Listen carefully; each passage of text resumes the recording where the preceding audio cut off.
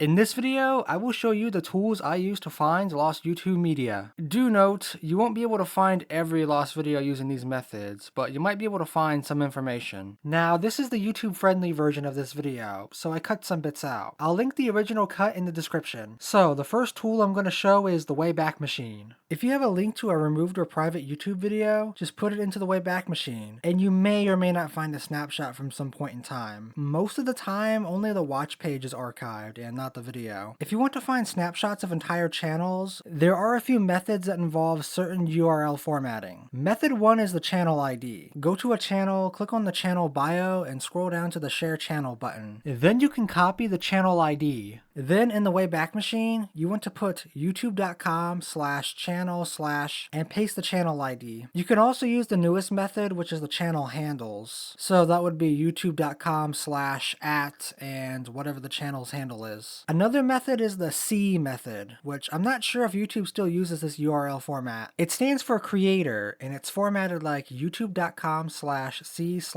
and the username. This may or may not work. This final method only works on really old channels from 2005 up to about 2013. That is the old user format. That would be youtube.com/user/ and the username. So if a channel was made between 2005 to 2013, then this might be worth checking on the Wayback Machine. You can also search for tons of archived media on the Internet Archive outside of the Wayback Machine, and you might find a video you're looking for, which has happened to me a few times. The next tool is another website, that being Filmot, which is a YouTube metadata search engine. This tool tends to be useful for channels that are still around, but sometimes you can find metadata of videos from channels that have been deleted. This tool has a few features. Mainly you're going to be searching for either subtitles in a video, so if you know any lines that were said, you can search for them here. First, you can put in the channel name that you want to search, but this is optional. And then something that was said in the video. From here, if anything pops up, you can click on the username and browse everything that this channel has posted. This also includes all unlisted, private, and removed videos. This is how I get links to videos that have been removed. You can click on the missing video and it will bring up the YouTube player and tell you why this video was removed. There's this try playing from archive.org button, which will try to play a video from a Wayback Machine snapshot, if it exists. There's also this metadata tab, where you can just search for a channel or title of a video. This is best used if you don't remember anything that was said in a video, if it doesn't have any captions, or if the video had no speech at all. You can put in the title of a video, like for example, Star Engine, which is a Lost Thomas video I've covered previously. The metadata for this video was found on Filmot by this user. Now, Filmot won't find everything, mainly due to missing metadata, so this is another method that can be hit or miss. There's also this very useful script called Filmot Title Restorer. This is a script for the browser plugin Greasemonkey, and it restores thumbnails and titles of deleted or private videos. To install it, first install Greasemonkey, which is available for Firefox-based browsers only. For Chromium-based browsers, you want to install Tampermonkey. Then go to Filmot, click on the More tab, and you should see this text mentioning the Title Restorer script. Click on the link and it should take you to a site called Greasy Fork, which is a user repository of Greasemonkey scripts. Click Install Script and it should bring up this window and ask you if you want to install the script. Once you click Install, it should install and show up in the Greasemonkey menu. Now go to a playlist and enable Show Unavailable Videos, and the Filmot script should kick in, and any unavailable videos will be highlighted in blue. It will also restore the thumbnails when possible. You will also see these two icons on the side, which show the sources that the metadata was pulled from, that being Filmot and the Internet Archive. If you click on the Filmot logo, it takes you to the Filmot page of that video, where you can check the Wayback Machine for any archives. Once again, not everything is going to be archived. That's just how it goes with lost media hunting. This next tool is pretty useful for playlists. It's called Quite a Playlist, and if you paste a link to a playlist, you can see all the missing videos, and you can check to see if they were archived by the Wayback Machine. You can also paste a link to an individual video as well. It's also very handy for getting descriptions and upload dates for videos when re-uploading them. This last tool is another website and is probably the most useful one, and it's the most simple to use. It's called YouTube Video Finder. Just paste the link to a video that is unavailable and it will check various different sources for any metadata, and an archive of the video. The metadata includes thumbnails, but once again, this method isn't going to find everything. And that's about it. Those are all the tools I use to find lost YouTube media, or at least just information. I've learned about these tools over the 2 years I've been doing lost media videos now, and there might be more out there. If anyone knows of any other tools that would be useful for finding lost YouTube media, let me know. I hope this video video was somewhat useful as I'm not the greatest at making tutorials. With that being said, if anyone has questions, post them in the comments. I'll try my best to answer them. That's all I gotta say.